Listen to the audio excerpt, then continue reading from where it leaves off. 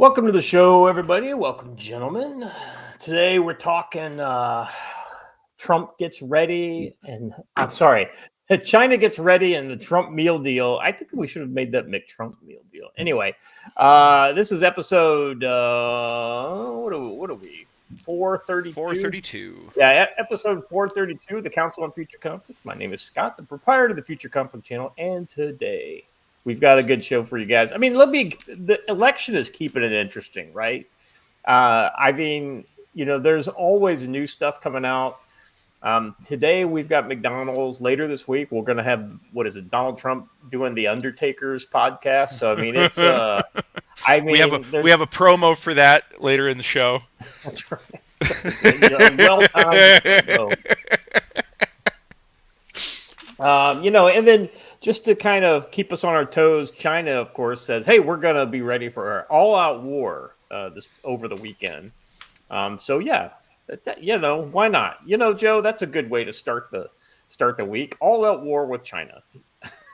Always been a good way to start a week. Heaven forbid we focus on Russia instead. Yeah. How you doing, Joe? You know what? I'm good. Watching him put up the photo, I wanted to let everyone know that Thor has really embraced this northern living and has become a true mountain partisan. He's wearing that hat that Arctic boy smuggled in from Canada for me, and he actually didn't want to give it back. He thought that thing was pretty cool, and he wore it quite a while. But on that note, our friends at Mountain Partisan and Shield Arms came up with a sweet new knife. And I'm going to drop the link down in here as it's New Knife Monday. As soon as we're off the show, I will be going and picking up my partisan field knife. So if you want to head over to shieldknifeandtool.com and check out the partisan field knife, it's pretty darn sweet, and it just came out over the weekend.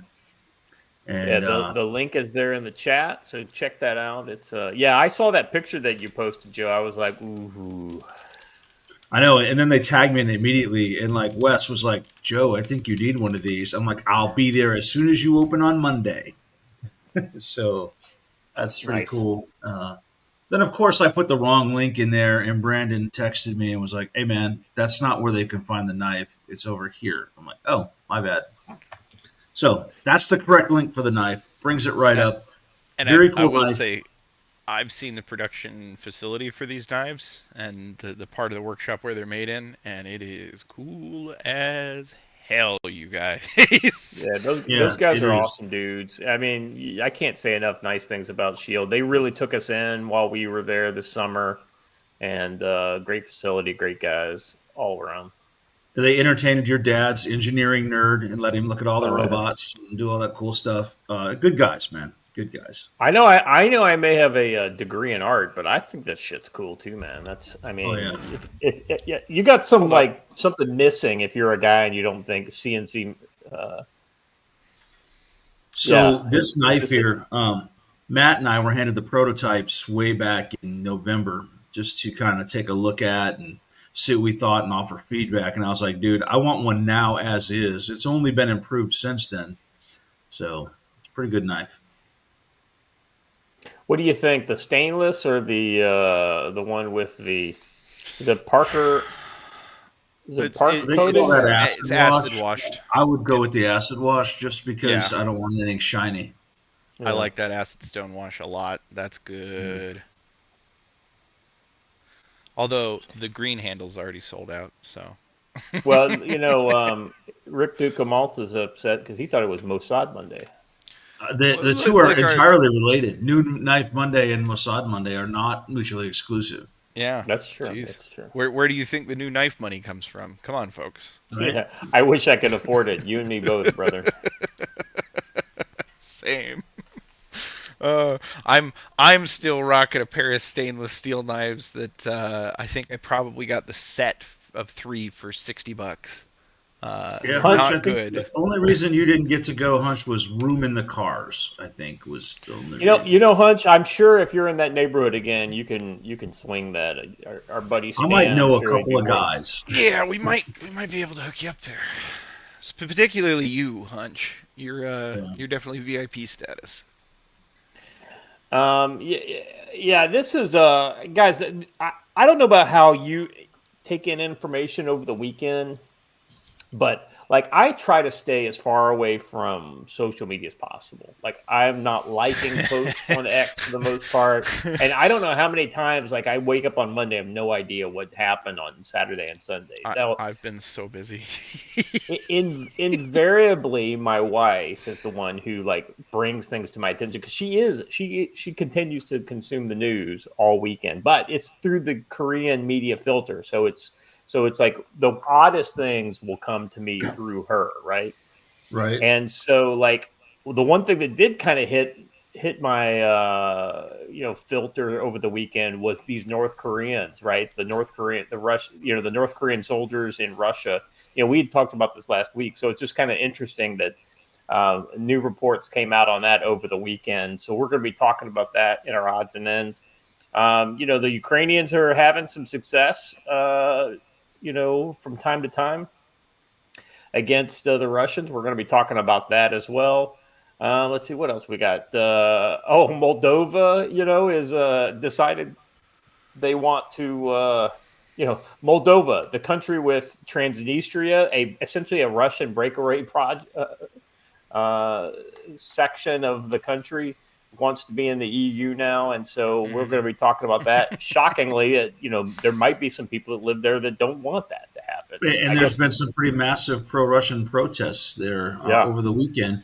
I wonder what group of guys predicted that this exact chain of events would happen in Moldova. Those guys are pretty smart. Anywho. Yeah. It's funny. You said that about not checking the internet weekend news comes from your wife. I'll tell you what, since I have moved out here, I'm very rarely on my phone, right? There's so many other things to do than sit around on your phone. Yeah. And so like I started to read her something that I saw and she goes, that was like 3 days ago, dude. I'm like, have you like read the entire internet before me? Right. I mean, it's not exclusive that I don't look at it all, but I do it so little that I miss. There's plenty that I miss. So, and sometimes I'll try to catch up at night, right? I'll get on there once and look at everything, and if I'm getting a lot of kind of pings on the from our chat or whatever, I'll check that from time to time, but I try to kind of get away from the craziness of the world during the weekend. So, by the way, Watcher, I've finished up, I think, the first draft of the story for Volume 2. So, I'll kick ass. I need to read that. Yeah. So I'll be sending that out to you guys here in the next couple days, and I'm just gonna power through 3 and 4. So then the stories are done, and then it's just a matter of going back and writing the scripts. Yeah. And I talked to Doug, and Doug is working on the art because if you guys don't know, Land and Sea Paradise, the comic I'm doing with in conjunction with Blaine and Brent, the guys who are running the Land and Sea universe. We are basically we released a digital preview, which is the first half of the book. Actually, a little more than the first half, and then now we've got the second half. So Doug, the artist, he's completed the layouts for the second half, and now he's and I've approved them, and so now he is going back and he's starting the final art. So we're looking at probably a month and a half, 2 months before he finishes that art. So then we do the layouts, and then we start printing. So we'll go to print as soon as possible. Looking forward to that because then I want to get into the next. So hell yeah! All right. Okay, chat. How you doing this morning? Looking through here. You Arctic Boy. Nice to see you. Rick, of course, as always. Steve, Built at Roots. Jay Clark, Hunch of holding it down as always. Thanks for all your support. Patrick Seven, Well-Armed Corgi. I love seeing these names that have been here for a long time. Appreciate your guys' long-term support. It makes me feel like we're doing something right. I get it. Somebody comes in, checks out a couple shows, and then disappears. But you guys have seen us for a while, so you know where all our skeletons are buried, and you know when we've been right, when we've been wrong, and Joe, we're not always right, but we're What? right a lot. We're right a lot. This brings me to an issue that happened yesterday. I put out a tweet where boy, watch her left on that note. On that note, I'm out of here. Yeah, I put out a tweet yesterday showing the SBU breaking up a Russian Orthodox church or Eastern, Oh not Russian, yeah. Eastern Orthodox church service. And all I said was, but they're the good guys, right? And this guy wrote like a diatribe on how it was harming U.S. national security interests by painting the Russians in a good light. I've got a little bit of a newsflash here. There was not a single Russian in the photo, in the video. It was all Ukrainians, and no one said a word about Russia. And so his point was that we should not be reporting any news that paints Ukraine in a bad light. That's just that's ridiculous. Facts are facts, whether they're convenient or not. So. Well, I mean, but here's the thing. I mean, whether it's the NAFO bros here in the West or whether it's just the real hardcore Russia haters in Europe and to be honest with you, in Ukraine, I mean, it's like it's one of the things that people have to do in a war a lot of times is dehumanize their enemy. But unfortunately, that comes to the point where you end up dehumanizing anybody that you don't see as fully supporting your cause as much as you do, right? Right. And that the behavior that we saw in that video was absolutely shameful. And listen, let's just say for whatever reason that their disbanding of the Eastern Orthodox Church was lawful in some way, shape, or form. It doesn't mean you go in there, grab the dude's hat, throw it over a fence, and beat the tar out of everyone who showed up. That's not democracy and justice, right? It's just craziness. Yeah, my comment on that one was, and these are the people we're going to let into NATO. Yeah, right. Crazy. All right.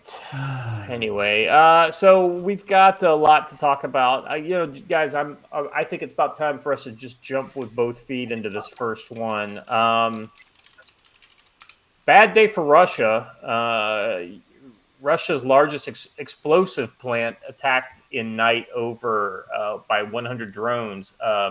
On Sunday, Russia's defense ministry announced that over 100 Ukrainian drones were downed over several regions of Russia overnight, as Kiev's cross-border drone operations have persisted and even ramped up. Some apparently made it through, though.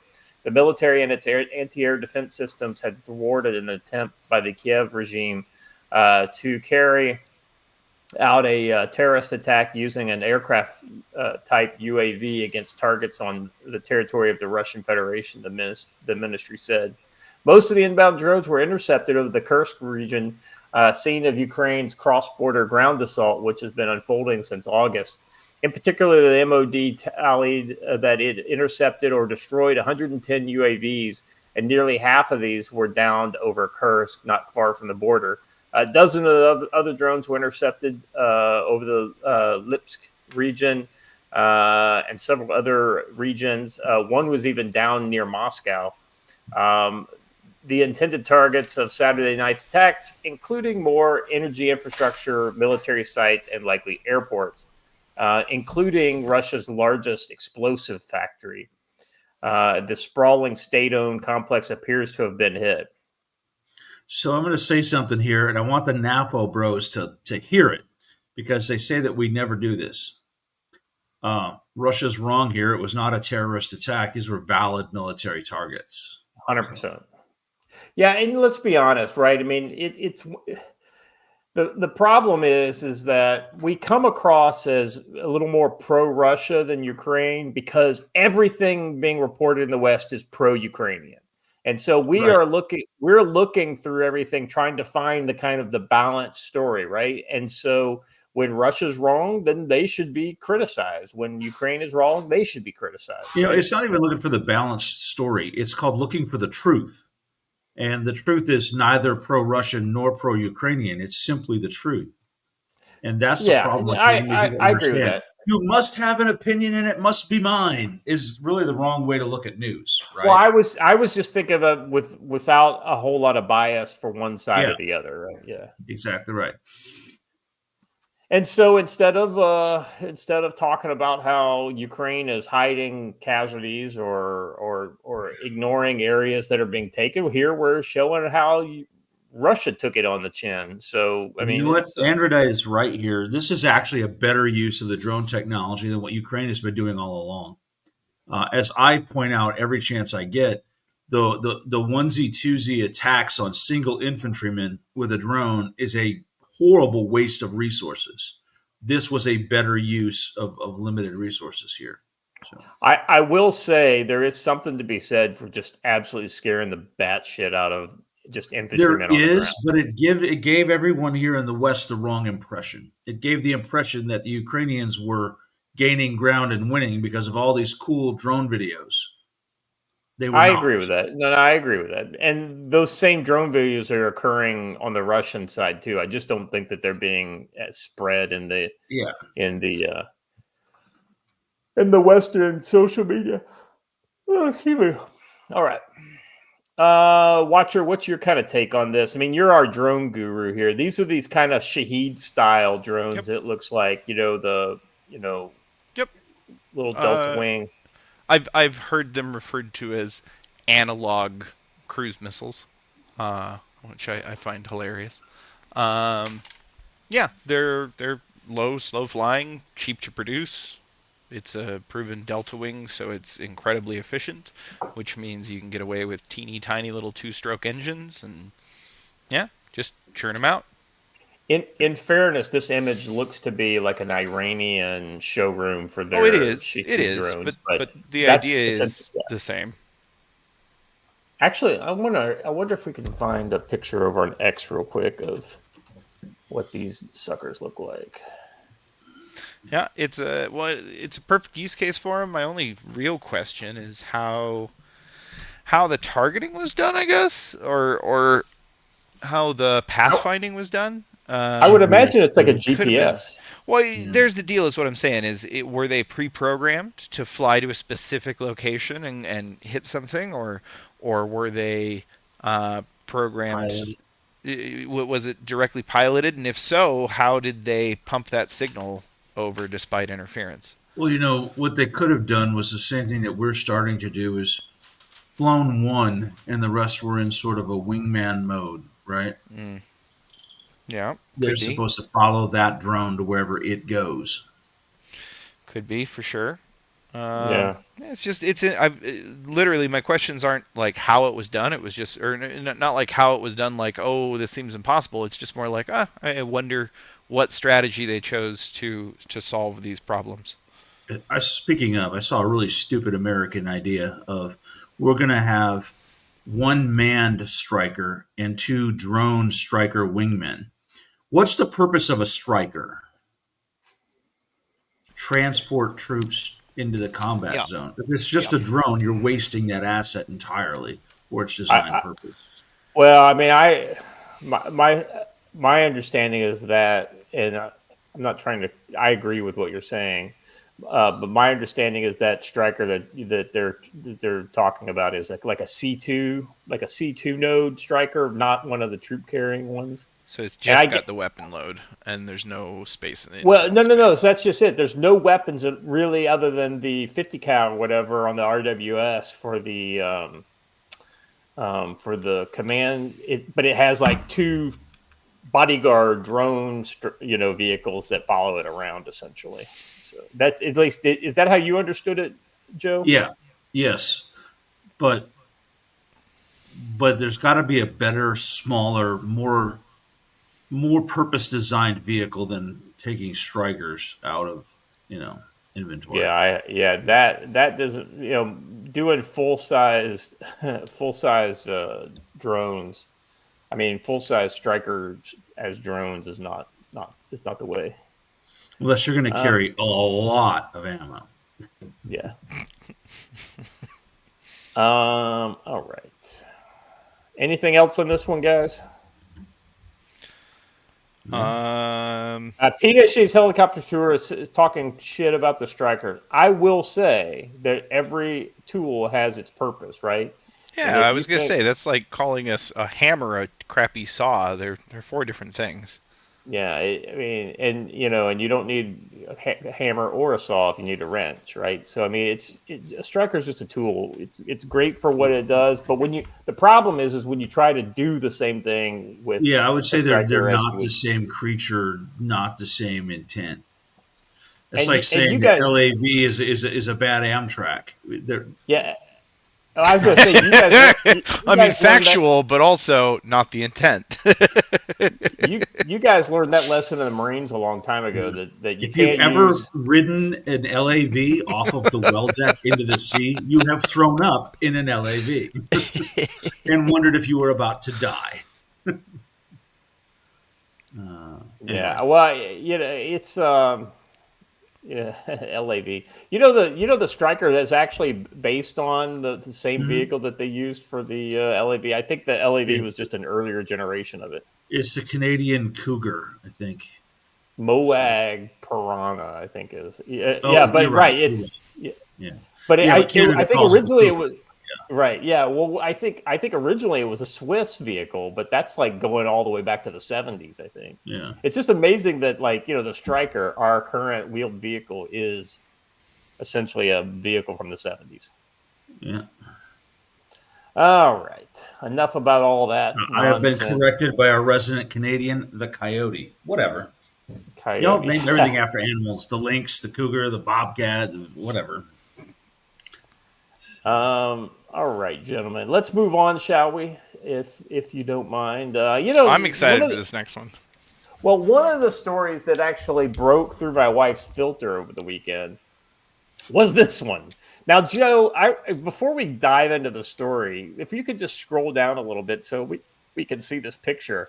What do you notice about this futuristic gun that this guy's carrying? Yeah, well, a couple of things. Holy Number shit. one, it's just an AK-47 with a cover put on it. An AK-74, right? Yeah. What? They what in the 70s nightmare is this optic? Yeah, and they just cut the front sight post off. They haven't even removed that portion of the thing on the barrel because you can see the. Oh yeah, it's literally just fucking Dremel gunsmithing. Right. Yeah. And then it's got some sort of Hollywood style plastic cover, placed over it, and then you can see the trunnion here at the bottom of the. Hold on, wait, because let's think about something here real quick. This is amazing. They had the forethought to say, everyone is putting a barrel shroud on, must put barrel shroud on, but they went through all the effort. This looks metal to me. It does. It's probably cheap pop metal, but it's still metal. You know what they failed to modernize with? Show me the attachment points. These are the North Korean Molly attachment, or the yeah, the gun's got Molly points, right? Yeah, I see, right there. Yeah. Yeah. That's the North Korean patented Molly points. But and it even looks like it has some sort of barrel over the top of it because you've got the gas block here in the front, but then obviously there's some sort of tube that goes on top of it. I'm pretty sure that's probably a laser, actually. I wonder if it's not trying to be some sort of like shotgun or some other kind of. I think that's their version of. You think it's a laser or something? Nice cable management there. Anybody in the chat, if you've got any insight on this North Korean space gun. I know what they're using for cow. What's that? That's a Baofeng. Baofeng radio. That's a Baofeng. That's absolutely a Baofeng. But look at that high quality night vision they seem to be having. Oh yeah. Circa 1983. I'll be honest with you. I will be highly surprised if that's even real. Yeah, it does. It doesn't look like there's any meat to it. So. But if the meat to the night vision optic is on the rifle is any indication, yeah, those aren't real. that's a 3x multiplier is what that is. What makes me wonder why they didn't send all this gear with them to fight in Ukraine, because that's what this story is ultimately about. Oh, by the way, they do have Joe. I don't know if you've seen this. I want to share one more thing with you before we dive into this, because we're talking North Korean, batshit crazy guns. Have you seen this? So this is the Bison. They took the Bison idea, right, with the helical magazine, and they amped it up to a 5.45. And so essentially, it's this giant. I understand. Tube. I understand that this is not, but I think this picture could be very easily just reposted and relabeled as Caltech nationalism. Right. I think that they saw an episode of Starship Troopers and were like, I want a rifle like that. But it says basically it's an AK-74 with one key difference, a helical magazine. So, I mean, but if this thing has got 150 rounds in it or 120 rounds, let's say it's 3 times the amount that you would put in a regular 30-round magazine. So that'd be 90 rounds. So maybe it's 90 to, 110 rounds, something like that. Can you imagine how many complicated parts are inside of that thing? Can you imagine how heavy that is? Yeah, that thing has got to be heavy. I know. I'm just like, holy cow.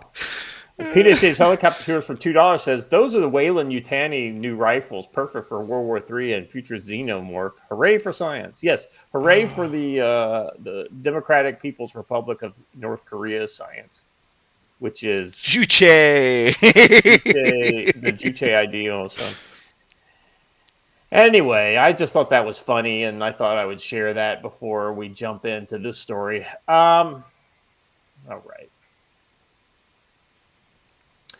South Korea spy agency released images on Friday claiming to show North Korean troops training at military bases in Russia's far eastern region. The National Intelligence Service said that they are the initial wave of what South Korean officials say will be 12,000 North Korean troops, including members of its notorious special forces, fighting in Russia's all-out war on Ukraine. The suspicious direct military cooperation between Russia and North Korea. I have to stop the story right there. Russia's all-out war on Ukraine. Yeah, if Russia had an all-out war on Ukraine, Ukraine would not exist today. Anyway, well, in fairness, this is probably based on a quote from the National Intelligence Service of South Korea. So it says here, suspicious direct military cooperation between Russia and North Korea raised by foreign media. Media outlets have been officially confirmed, and I have stated we will continue to track and confirm the movement of military cooperation between Russia and North Korea through close intelligence cooperation with allied countries. That information comes a day after the Ukrainian spy bus told there were currently nearly 11,000 North Korean troops in eastern Russia who will be ready to fight by November 1st. On Friday, Budanov, I hate that guy. He's so smug looking. The head of the Ukrainian Defense Intelligence Directorate, or GUR, told us that figure was revised upward to almost 12,000. At least 6 of Pyongyang's forces, as previously noted, have already been killed in Ukraine. North Korean soldiers dispatched to Russia are currently stationed at Russia's military base in the Far East near Vladivostok. South Korea's National Intelligence Service stated in a new assessment those troops are expected to be deployed to the front lines as soon as they complete their adaptation training. Now, we do have, in this story here, we've got some images that show the locations where they are training.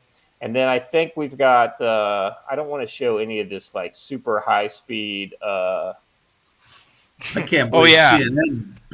I can't believe CNN hasn't said North Korean troops are within the U.S. economic exclusive economic zone off of Alaska, because that puts them in Vladivostok. Yeah, right. Well, hey, everybody. Listen, try not to be demotivated by this super high-speed North Korean ground combatives training. Yeah, this is Listen, you can't call Taekwondo combatives. I won't allow it. Well, it's very fancy, you know. Exactly, because it's a sport. In case they get attacked by the bricks, we're in good shape. And he just ran his head through the bricks. Well, but these are not the guys that are going. I mean, the guys that are going are probably Well, no. not Why what would we you could send call their actors? best and the brightest. You know. In the Korean media over the weekend, they said 12,000 soldiers is they say What? What? Stop! What? What is this? What are we even doing here? No! Come on! I mean, No!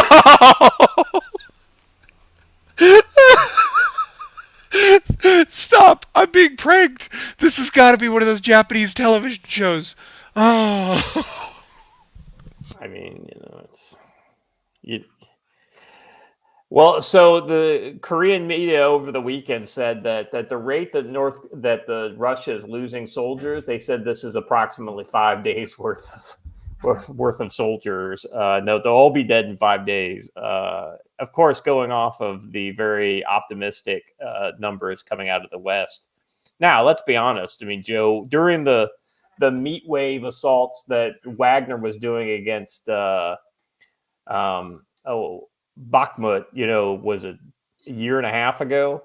Maybe they were losing that many people, but now it's a little more sedate. I mean, there's still big losses during big assaults and things like that, but you know, I don't think that they're looking to just burn through these North Korean soldiers. No, I think that actually North Korea is looking to get these guys through a deployment and then sprinkle them throughout their professional military corps. Um, and yes, North Korea does have one of those, even though they're largely a conscript army. They do have a professional NCO corps. So I don't think they want to burn through them at all. Well, you know, the other thing too is one of the things about the service length, like they don't do like 4-year enlistments in the North Korean army. They do like 15-year enlistments. You know, so you're there for a long time. And in all honesty, if you're a North Korean kid, this is not a bad route to take because you know where the food's coming from, as opposed to everyone else who lives in North Korea. So, yeah, Diatica makes a good point. And this is one of the things that we said last week, that we think that they would. Now, they may accept very high casualty rates, like up to 25, 30%, right? But, you know, you lose 3 out of 10 in order to get the other 7 back, and that can then spread the knowledge. The other thing, Joe, that I think that we would see too is the real smart guys are not the ones that will be in the combat, but it's the ones that are just behind the combat that are able to interview them and like pull the data as, you know, first person kind of accounts and things like that. well, and I still think a big piece of these troops are not necessarily going to be combat troops. They're going to be engineers because the North Koreans have always been good at digging underground. So. The presidential office said South Korea has been closely tracking. This is the president of South Korea has been closely tracking North Korea's troop movements into Russia from the beginning in coordination with its allies, and will continue to monitor the situation and take all necessary measures. The North's move signals a major development in military cooperation between Moscow and Pyongyang. I agree with this, Joe. I mean, we've been joking about North Korean soldiers ever since like the first 6 months of the war, but actually sending 12,000, you know, soldiers to the front is a big deal. I mean, this is a major kind of next step type of thing.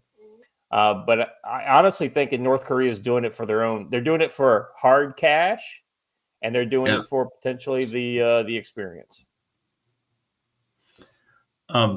Yeah, go ahead and hit that, and then I got a comment. I mean, Go it's ahead. not really $10. It's $10 Canadian, but hey, It's we like don't want to $6.66, but discriminate against our Canadian friends. So I'll go ahead and read it and interrupt you with it. The entire war is meant to sharpen and learn. The Russians could have broken Ukraine in days. They emptied their prisons. Remember, China's last war was against Thailand, and they lost badly. I'm going to disagree with you here, right? And this is somewhat controversial, but I don't think it is. Russia was supposed to win in the very beginning.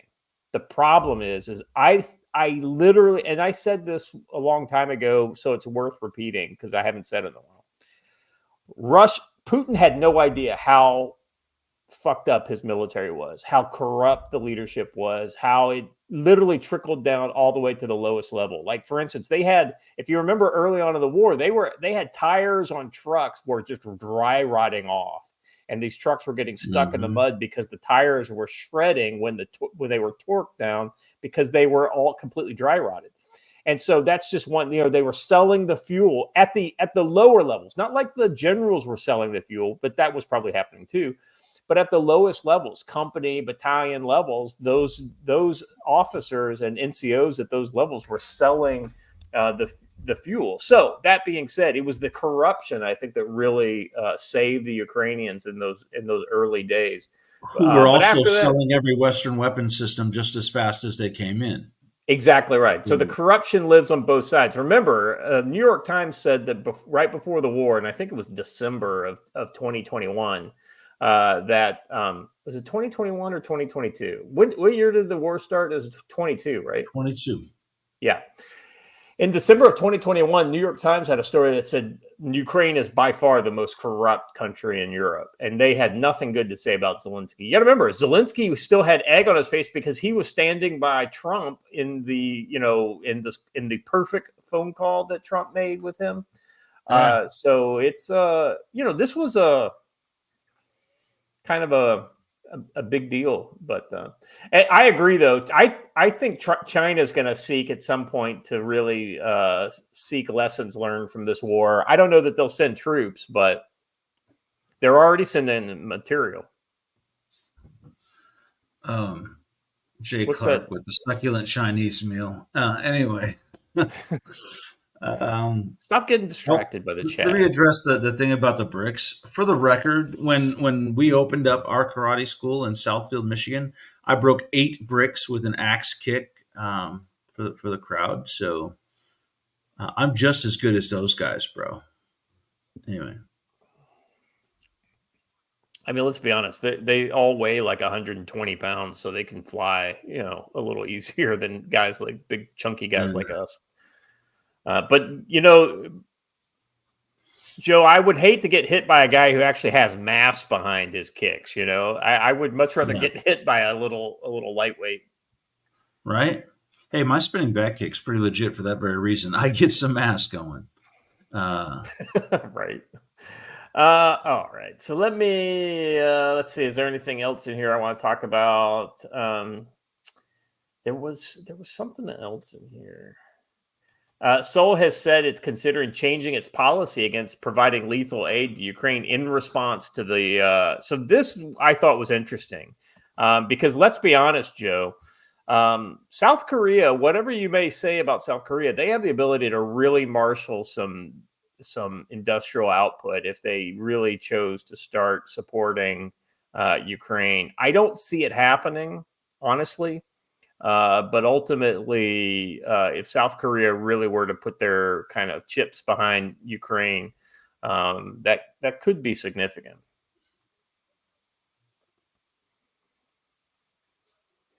In addition to offering new details of North Korean troop movements, Russia NIS provided more granularity in Pyongyang's shipment of arms to Moscow. It assessed that North Korea had provided a total of 13,000 containers of shells, missiles, anti-tank rockets, as well as other lethal weapons on approximately 70 occasions since August of last year. South Korean spy agency released satellite images purporting to be of some of the vessels in North Korea's Nanjing port transporting weapons to Russia. Yeah, I mean, Joe, I think, honestly, being able to clear out all these weapons, getting money from hard currency from Russia, to be able to turn that into new money, to new weapons. I was going to say, I don't think they're probably actually doing it for hard currency. They're probably doing it as a swap. Well, yeah, probably for materials and other goods and raw materials, things like that. I wouldn't be surprised if basically Russia's saying, we'll send you the raw materials, you build the stuff in your factories and ship it to us. Or they're saying, hey, I know you got a bunch of 7.62 by 39 rifles. You want to swap that for all the 5.45 we gave you in the last 10 years? We'll give you some fresh 7.62 by 39 for all that 5.45. So. Well, and one thing that North Korea has always believed in is a lot of artillery. And so what they're saying here is, as a result, GRU confirmed North Korean weapons collected from the battlefield. The weapons North Korea provided to Russia include 122 millimeter and 152 millimeter shells, Bullseye 4 anti-tank missiles, short-range ballistic missiles such as the KN-23, and RPG anti-tank rockets. Considering the size of the containers loaded on cargo ships traveling between North Korea and Russia, it appears that a total of more than 8 million 122 millimeter rounds and 152 millimeter shells have been provided to Russia so far. 8 million. I mean, I'm telling you, North Korea, like half of the mass of North Korea is stored up in artillery shells and bunkers underground. Yeah. I mean, anyway, it goes on. It's a pretty good article. Once again, the outlet here is the War Zone. This is one of those outlets I check daily. They always have good military related content. They also get into the whole. They talk about like what our next weapons are going to be and all that kind of stuff. If you like the kind of future weapons and all that kind of stuff, they talk about that stuff too. All right, let's jump into our next topic here. So guys, Moldova. We haven't talked about Moldova much lately, but the key thing about Moldova, and Joe, this is one of those areas where I feel like both you and I have not been 100% accurate in our predictions, has been the lack of, Russia's has not used Transnistria at all, at least in any kind of public way, since this war started. That was one of those areas where we felt that Transnistria could have been used to provide pressure on Odessa. So that hasn't happened. Maybe if Russia got closer to Odessa, maybe we would see some of that. But I always thought that would be a way that Russia could create a dilemma for Ukraine, kind of behind the lines. I mean, they have used their regiment there to tie down some Ukrainian forces there in that northeastern corner of Transnistria where the big base is, right? Yeah. Where the big ammo storage facility is. It's kind of kept the Ukrainians keeping an eye on it. Yeah. But that's about it. It says here with 98.42% of the votes counted, as this is written, Moldova's Sunday referendum on whether it should join the EU teeters on a near tie, with 50.08 voting yes and 49.92% voting no, a difference of just 2,285 votes out of a 1.4 million cast. Exceedingly close count defies polling, and that raised expectation for a comfortable win for yes, and has the incumbent president, who herself is headed for a surprise runoff for her own job, accusing Russia of interfering in the election. Of course there are. I mean, nobody likes a close election, Joe. I mean, if there's any way you could potentially blame it on somebody, some bad guy, then why wouldn't you do that?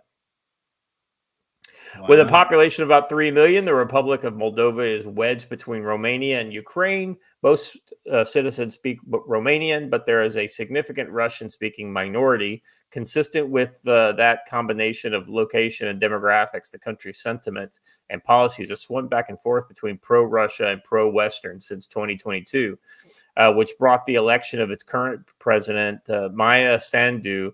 A decidedly pro-Western slant has prevailed. Complicating the geopolitical picture is the slender breakaway Republic of Transnistria, which we just talked about. and that lies on the east bank of the Dniester River, wedged between Ukraine and Moldova. While not recognized by any other state, it enjoys the economic and political support of Russia, along with the presence of some 1,500 Russian soldiers. I'm really curious. Excuse me. We're really curious how Russia's getting in and out of there. I mean, I assume they're flying over Romania and Moldova. They sure as hell aren't flying over Ukraine. I don't know. They may not be getting in there at all.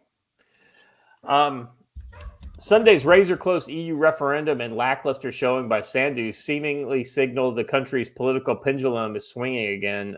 Sandu only received 41% of the vote, while her principal opponent, Alexander Stoyanogolov,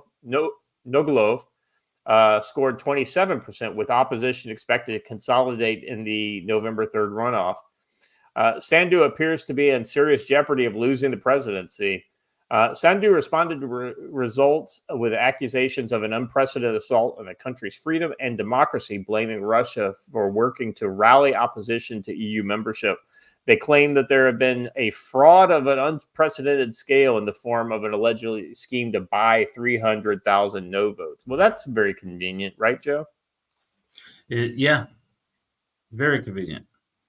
Well, the thing though for me is that if it's so close, right, and I really get the feeling from what I've seen in the reporting that it really is close. I mean, this is not something that there is a clear majority of one side to go either way. They should back down. They should play it safe.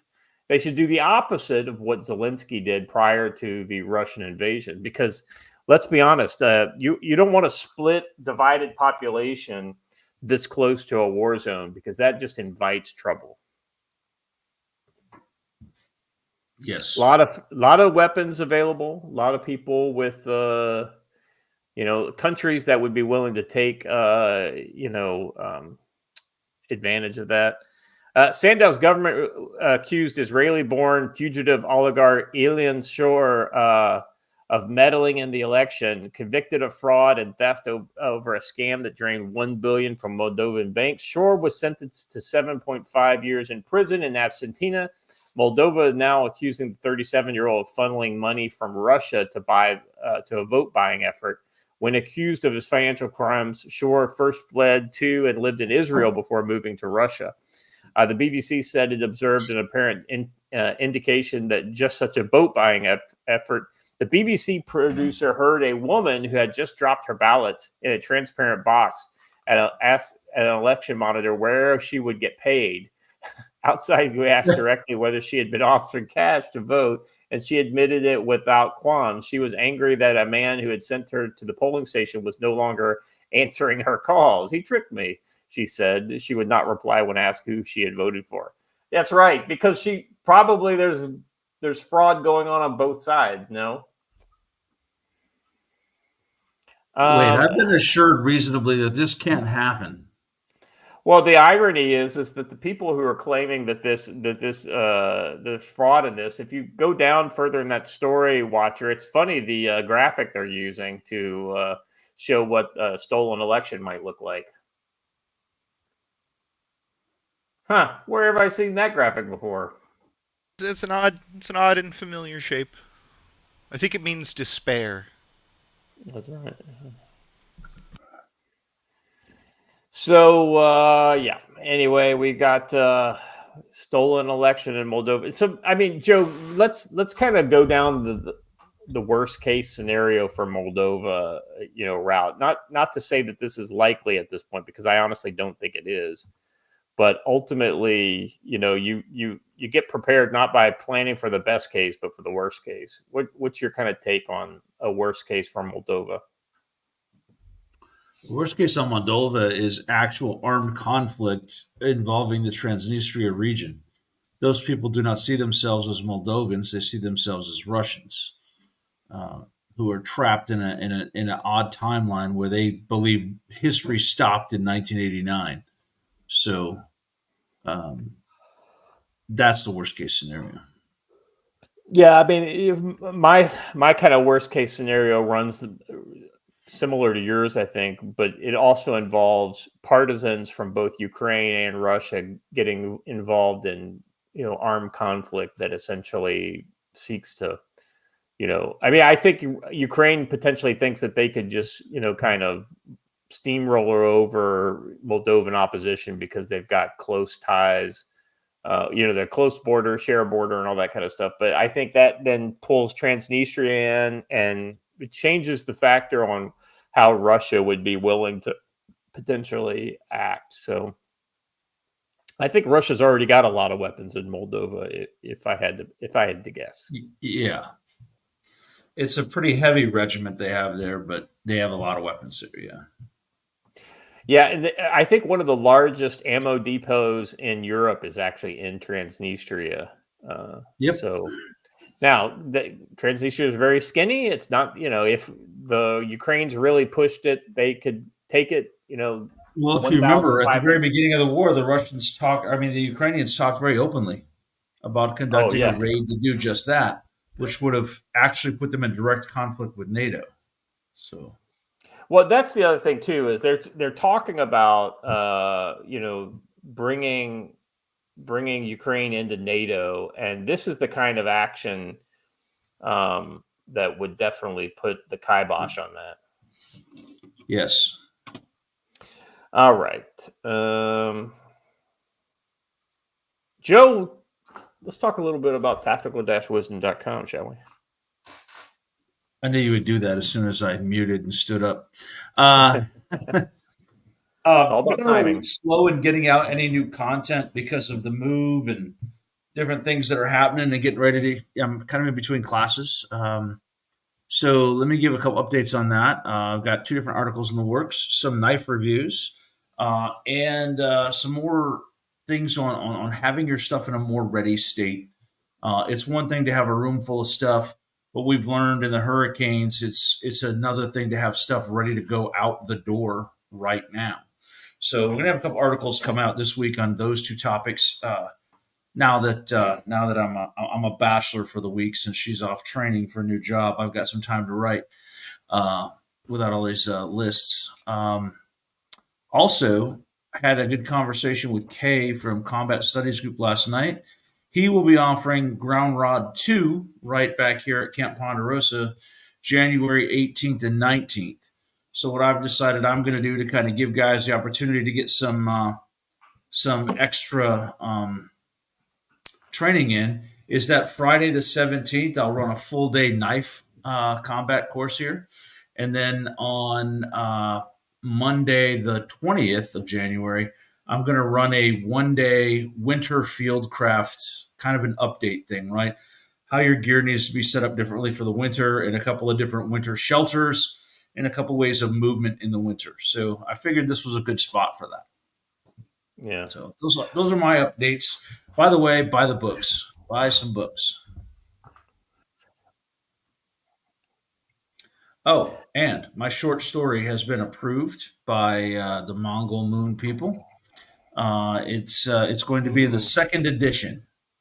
And Mark Sibley says, dude, you need to be writing a lot more fiction based on this story. So apparently it's pretty good. Hey, send it my way. I'd love to read it. Oh, you know what? I certainly will. Nick, Krav inspired. Krav and Korean knife fighting inspired both. But yes. My idea on knife fighting is run away to 50 meters and pull my rifle out. Absolutely, but there are times and places that you are barred from carrying a gun, so you should probably know how to use a knife. And there are also specific situations wherein a knife is the better tool, like when I have to be quiet about it. So, I heard if you're getting to a blade on blade knife fight, the key to winning is to accept the fact that you will be stabbed. 100%. But there's way more to it than that. But yes, you're going. I know. I'm just saying that was one of the lessons. Do you remember the old the all near legendary rubber knife fighting things with at the pool at this Soldier of Fortune convention back in the 80s and 90s, I guess they were. So You we don't probably use heard of it. rubber knives here because that's not real life. We use knives with blades that can't be sharpened. So if I stab you, you're going to get a bruise. If I cut you, you're going to feel it. And the point of that is that we learn better through pain. So it's kind of cool that way. The other thing I that we've guess been known to use, I don't have one here, is a shock knife. Those are a lot of fun to use too. Where if I you guess make contact with the knife, you get a shock. Yeah, I guess what they would do was they had rubber coated metal blades or whatever, something like that. Anyway, the point is that they had like chalk on them, so you could Yeah, see where the yeah, we've cuts done were. that too. But if with these blunted blade ones, if I actually make contact with you, you're going to make a noise, and everyone's going to know that it happened. All right. Let's continue on, shall we? I'm sorry. I just opened a window that a tab Darth and Kitty, for the record, the cat is in this room, but she is not coming out right now because the giant dog is laying right next to me. So, uh, anyway, hopefully. oh, yeah, Joe. I just saw another picture of those North Korean space rifles. Let me show you this picture. Let me share my screen here. All right, watch her get a load of this.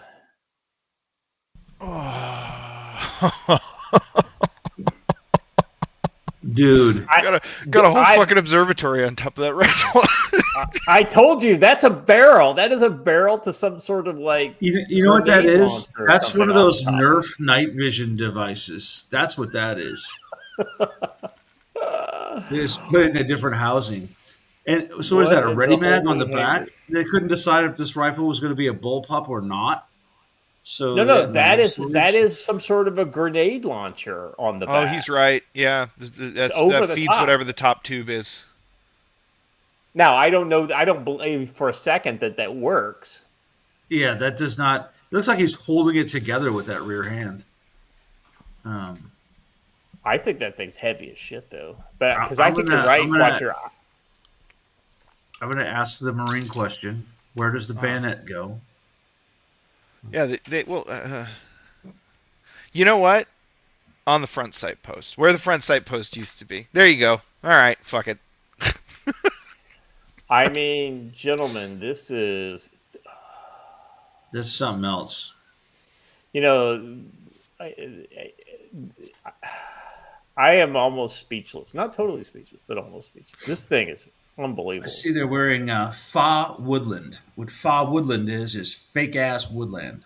So, you know, Watcher, you need to post this image as, and I'm sharing the link here in the private chat for you. But you need to share this on Twitter as like some sort of a cursed weapon.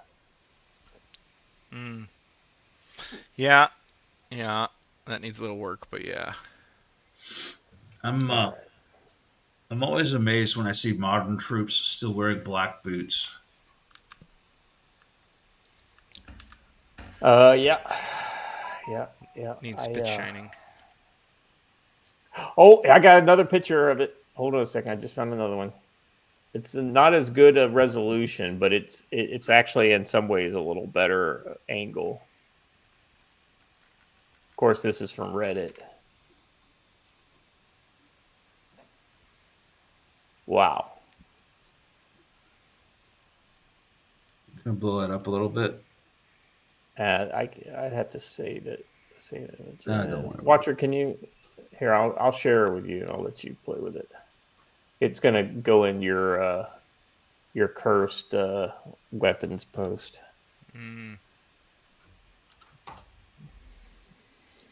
All right. Good night. That's terrible. Okay. All right.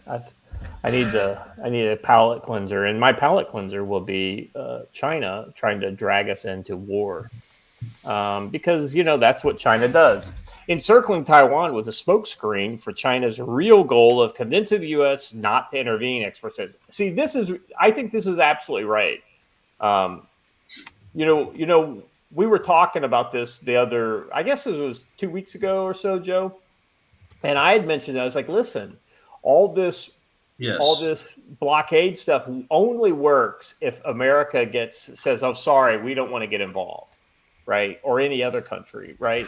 Because if they run the blockade, then that either forces China to essentially use hard power to stop them, or China then has to back down, which then takes all the effect away, right? It's like then China has. I'm sorry, but how is this even a news headline? Because this seems like something everyone knew.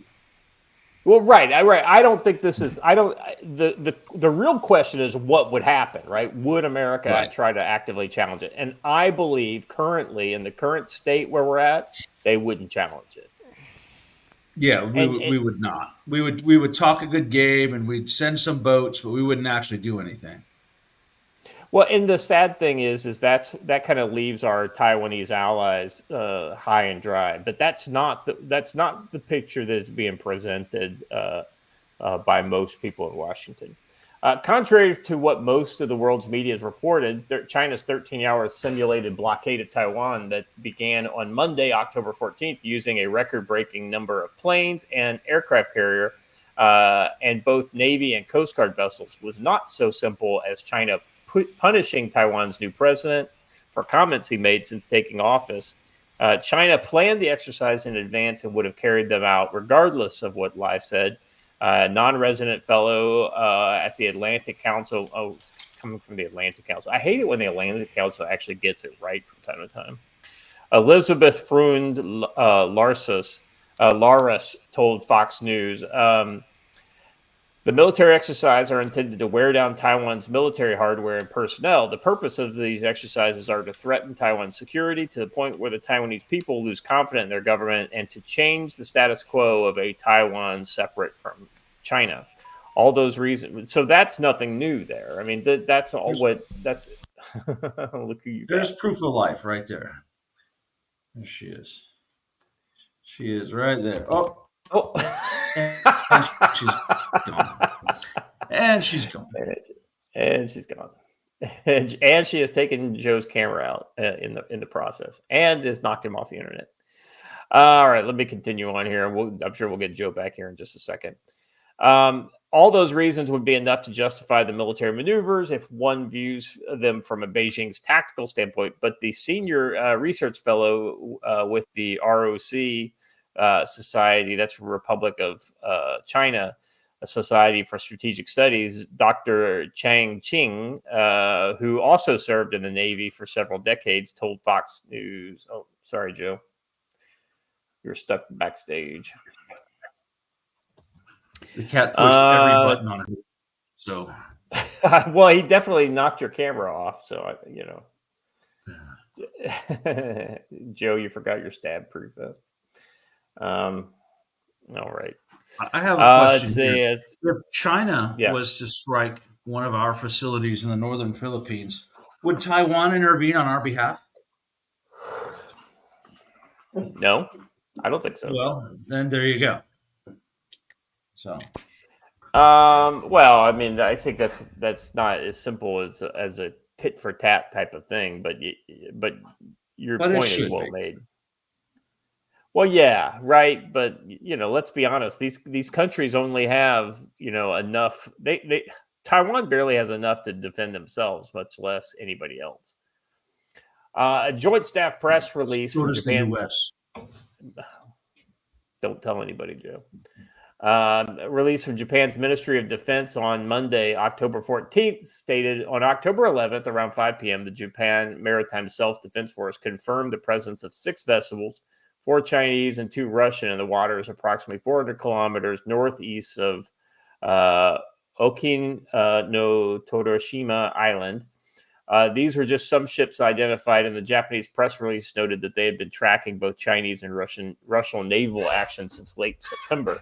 The location of these ships at those times, Chang asserted, means that they could not have been plausibly connected to the Taiwan blockade. The real target is the United States. They were using a very old Chinese strategy called encircling the points, striking the reinforcement. In other words, practicing ways to ambush the U.S. Navy. Very old, like Sun Tzu old, right? Yeah, right.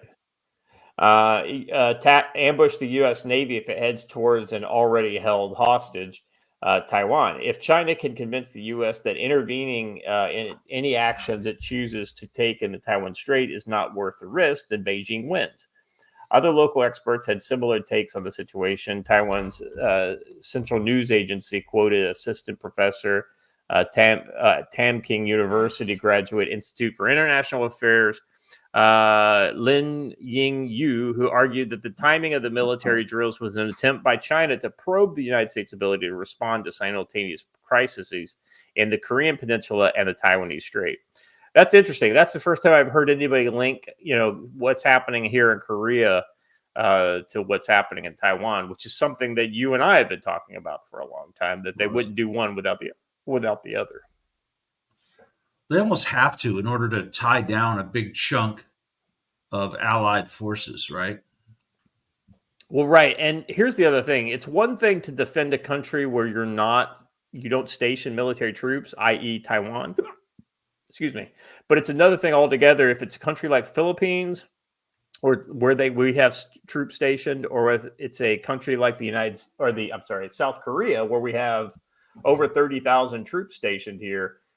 You have to support that country. You can't just say, well, you're on your own and then leave, pull all the U.S. troops out when the war starts, because it just logistically isn't possible. Let's see.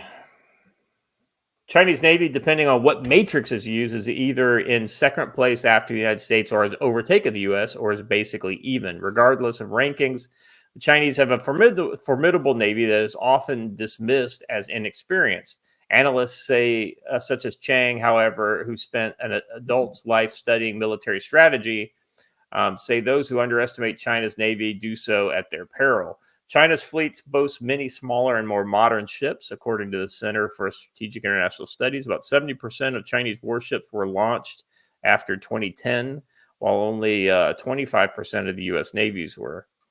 In fairness, total capability, we've got a lot more capability, but the problem is that your exquisite capabilities can only be at so many places at one time. Anyway, going on, it basically just kind of, it's a fairly negative viewpoint on the China versus U.S. matchup in the Western Pacific.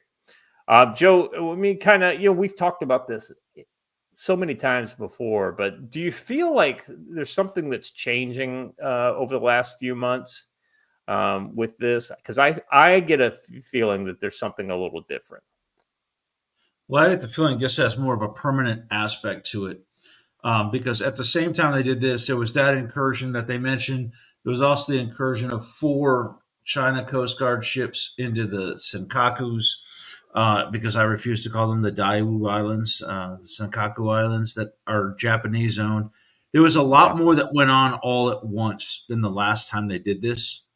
So to me, that's a feeling of a permanent blockade operation. Yeah. And ultimately, a blockade is what will do the most damage. And if they can convince America and Japan and the other Asian powers to stay out of the fight, then ultimately a blockade can be very successful. In dealing serious damage to Taiwan and their ability to rule themselves. All right. Moving on. So, we had those exercises last week, and now over the weekend, we had Xi Jinping asked troops to prepare for war as battle drills intensifies around Taiwan. Let's see. President Xi Jinping called this week for troops to strengthen their preparedness for war. State media reported today, just days after Beijing staged large-scale military drills around Taiwan. Now, in fairness, Joe, and you can attest to this, this is not the first time that Xi Jinping has called his military to prepare for war. I mean, in fact, Well, he's in done all this. fairness, isn't that really what every leader of a country should be saying to his military anyway? Yeah. I mean, it's It kind of goes their with only job. So, right. That's one of those it goes without saying type of things. When it yeah. comes to the military. Xi made his comments while visiting a brigade of the People Liberations Army Rocket Force on Thursday, according to the state-run broadcaster CCTV. Xi said the military would comprehensively strengthen training and preparation for war and ensure troops have solid combat capabilities. Soldiers must enhance their strategic deterrence and combat capabilities, Xi said. I don't know what a soldier can do to increase his strategic deterrence, but I guess the military can. China, which claims Taiwan is part of their territory, has stepped up its shows of force around the self-ruled island in recent years. On Monday, Beijing had deployed fighter jets, drones, warships, Coast Guard vessels to encircle Taiwan. So going back to the story. I thought this was interesting. We saw Xi break out the camouflage uniform again, which he has done before, but this is kind of an indicator, I think, where his mindset is. Well, ironically, this weekend, there's something even more interesting about the uniforms than that. He appeared one day in a desert uniform with troops who were doing some desert training, and he appeared the next day in a woodland uniform. To me, that just signifies a little bit more of a commitment, right? Once is a photo op, twice is a policy position. Yeah. So. Well, and the other part of it too is that when he just goes to visit one unit, that kind of goes to what you're saying. He just needs that photo op. But if he's bouncing around and visiting military units in different regions, that's much more of a kind of like I see that as almost Rally an the troops inspection. thing. Yeah, an inspection or something along those lines, because he's talking to those senior leaders at all those locations, and potentially disseminating, warning orders and things like that. Moving on to this next story, I almost want to leave this next story till last. Let's do that. Let's switch this next story, Watcher, with the India-China story, because that story is a better transition to the. Well, and I'm the one who brought this one, so let me give a bit of a transition. A sign that China might be getting ready to get serious with a large opponent like America would be I don't know, quashing smaller kind of conflicts of convenience that they've had running for years, at least temporarily. Good thing none of that's happening, right? India and China agree to de-escalate border tensions. I mean, this is, let's be honest, on any day of the week, this would generally be good news. But, when China's getting ready for war and they're, squashing beef with, the guys their who are main regional rival. Let me read a little here. India and China. This is the most populous country on Earth and the second most populous country on Earth coming to terms. That's significant to the rest of us. Did India ever pass China as the most populous country in the world? I think they did. That's why I said second most populous and the most populous. I just didn't know which one was which. It's China and then India. Yeah. Let's see. India and China have agreed on patrolling arrangements to de-escalate tensions along a disputed Himalayan border, which has seen deadly hand-to-hand clashes in recent years. India's top diplomat said. Vikram Mishra said on Monday that the two sides have agreed on disengagement and resolution of issues in the border areas that have risen in 2020. He was referring to the Galwan Valley clashes, the first fatal confrontation between the two sides since 1975, in which both sides suffered casualties. Relations between neighbors have been strained since then. An agreement has been arrived at on patrolling arrangements along the line of actual control in the India-China border areas, leading to disengagement and a resolution of issues that had risen in the areas in 2020. Mr. Misri, however, did not give details about the disengagement process and whether it would cover all points of conflict along the disputed border. The Indian Can we Foreign scroll Secretary... back up to the photo for a second? I have to raise another point. Both Stan and I have pointed this out many, many times. And Xi Jinping is a master of the handshake in the photo. If you notice, he's got Modi positioned at a 45-degree angle. He is straight onto the camera, and he is reaching out to him from the stronger position. Xi is an expert in staging these photographs for psychological impact. Anywho, Wouldn't it it also be appears funny? that he's flipping off the camera with his other hand, by the way. Yeah, giving a little finger.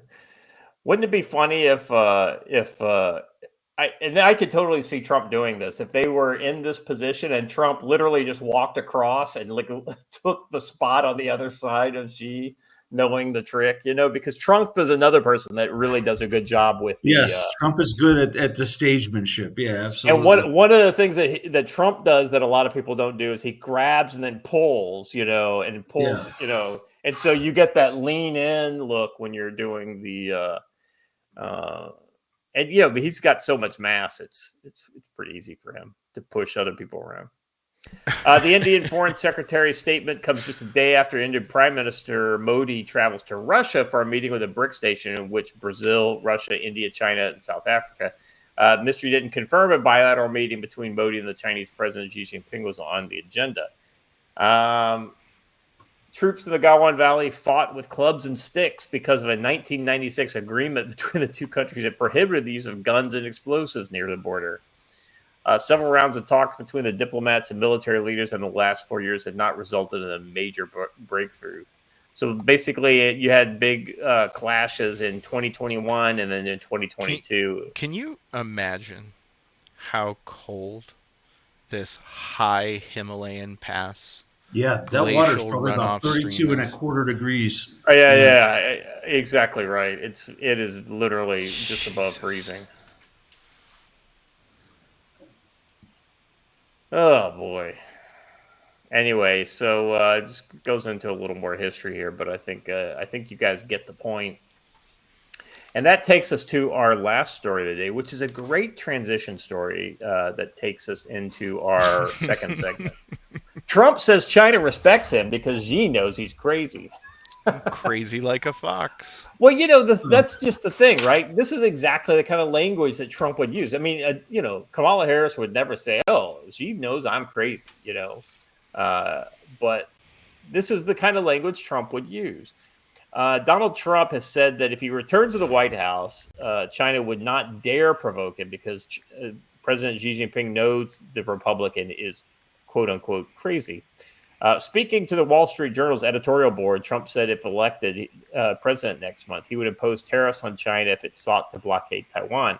I would say if you go into Taiwan, I'm sorry to do this, but I'm going to tax you at 150% to 200%, he said. Now, so, ironically enough, Joe, that may be the perfect response to a blockade, is to basically shut down the U.S.-China trade relationship, especially The flow since of dollars.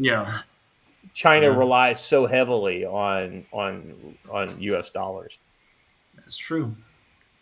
I would say if you go into China, I'm sorry to do this, I'm going to tax you at 150 to 200%. He said on the campaign trail, the Republican candidate has argued that America's adversaries would not act against U.S. interests under a new Trump president because they would fear a forceful, even unpredictable response. He told the Wall Street Journal's electoral board that President Xi respects me and knows I'm expletive crazy. So he probably said fucking crazy. I had a very strong relationship with him, Trump said of President Xi. He was actually a really good, I don't want to say friend, I don't want to act foolish, He was my friend, but I got along very well with him. So the irony here is, and Trump understands this, where a lot of leaders, don't, right? And maybe it's because Trump's just not a politician, and all the rest of them are.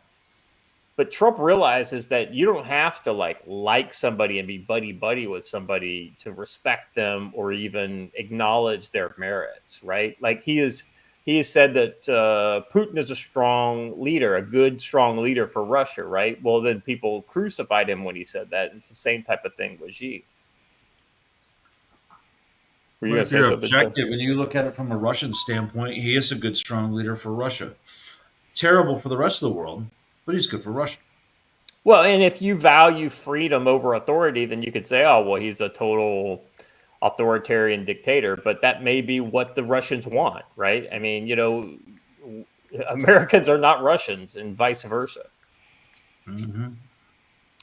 The former president Trump said he's a very fierce person. The former president also cast his relationship with Russia's President Vladimir Putin in a positive light, saying, I got along great with him. But Trump, who has previously been criticized for praising the Russian leader, said he had threatened him not to invade Ukraine.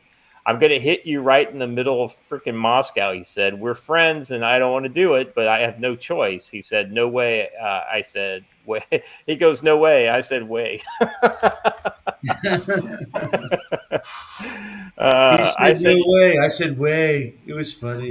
I said, you're going to be hit so hard, and I'm going to take those fucking domes right off your head because, he lives under domes. That's true. He's talking about the Kremlin.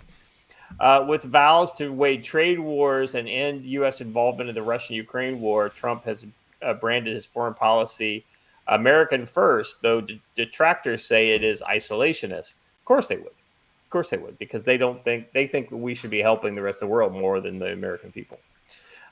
Republicans' choice for J.D. Vance's running mate alarmed Ukrainian allies, as the Ohio Senator staunchly opposes sending more U.S. aid to the country. God, what I don't understand, Joe, is like this blinkered Philistine stance where they can't see anything other than just some sort of blind support for Ukraine as a valid. Ukraine is the only issue in the world that matters. And that's why they will never allow Donald Trump to be president, because he will put an end to that. They don't want that to happen.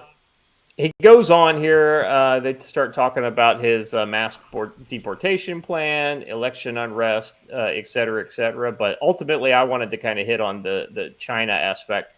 We're going to transition to start talking about other Trump and Kamala related stuff. But, our good buddy Hunch the Dirty Roofer has blessed us with a $20 super chat. American politicians have gotten too comfortable being the bullies of the block. Trump is a businessman. In business, some of your best vendors, clients, and suppliers, you just can't stand, but you got to use them. Yeah, 100%. That's true. 100% true. Yeah. I mean, it's one thing to not like somebody. As long as you know they're going to be fair, then, hey, you just got to deal with them. I mean, it's another thing if they don't have integrity, but then again, that's probably the same way with world leaders. Josh, let's not get carried away. I wouldn't say he's a very good boy. He's a boy. I wouldn't say he's very good. Uh-oh. Guys, for this domestic segment we're getting ready to do, I think what we need to do is flip the switch, go over to our favorite Italian video streaming service. Well, before we do, is just a brief teaser of what people might see over there. I do have one brief article it's related, but it's not in the notes, and we'll just say that breaking news, everyone. Trump has been forced to cancel his campaign rallies for the next 2 weeks because McDonald's denied his time off request. Yeah, it's terrible. I have dropped the link in the YouTube chat if you are willing to come on over and support us on Rumble. The domestic section we generally put those up on Rumble because they're a little less censorious, and we're not trying to get kicked off of YouTube. But at the same time, hey, we'll play the game a little bit. And so that means pumping up our numbers over on Rumble. So you've got the link there. I hope to see a bunch of you transition over with us to Rumble. And if not, I appreciate your time with us. If you haven't done it already, please like the video, subscribe to our channel, hit the bell for notifications. Always check out what we're doing every Monday, Wednesday, and Friday. And if you think that we're doing a good job, share that link out there. Let your friends know that there's good stuff going on over here. All right. Joe, final thoughts for our YouTube audience?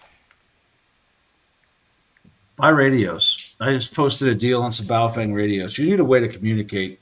Things are getting bad. Oh, by the way, our good friend Mark Anti-Pattern on Twitter pointed out something, that the Cyber and Infrastructure Security Agency is running a big cyber security drill on election day. And Mark decided to point us out that we have a terrible history in America of them running exercises on days when things happen. So just throwing that out there. It's funny how that happens, huh? Yeah. Watcher, final thoughts? Yeah.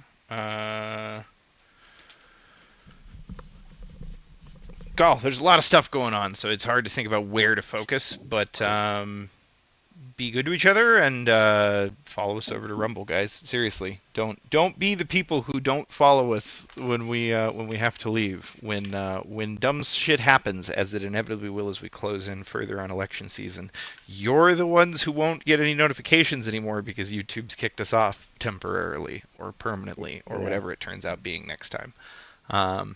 Yeah. Yeah, I agree. We will definitely be continuing to focus on the domestic situation up till the election. I'm looking forward to not having to talk about politics again. I'm praying that we get a good result in the election, just so we can just say, take a breath until the whatever else happens after that. But we shall see. We shall see. All right, gentlemen. On that note, it's time for us to go to Rumble.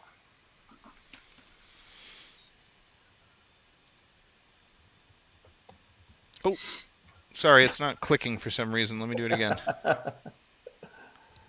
2, 0, 1. It's 11:59 at Radio Free America. This is Uncle Sam with music and the truth until dawn. Right now, I've got a few words for some of our brothers and sisters in the occupied zone. 3, 6, 4, 6. The chair is against the wall. 3, 6. The chair is against the wall.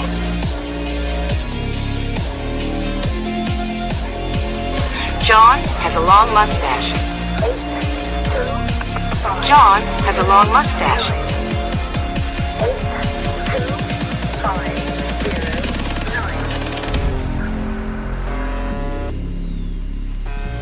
It's 12 o'clock, Americans, another day closer to victory.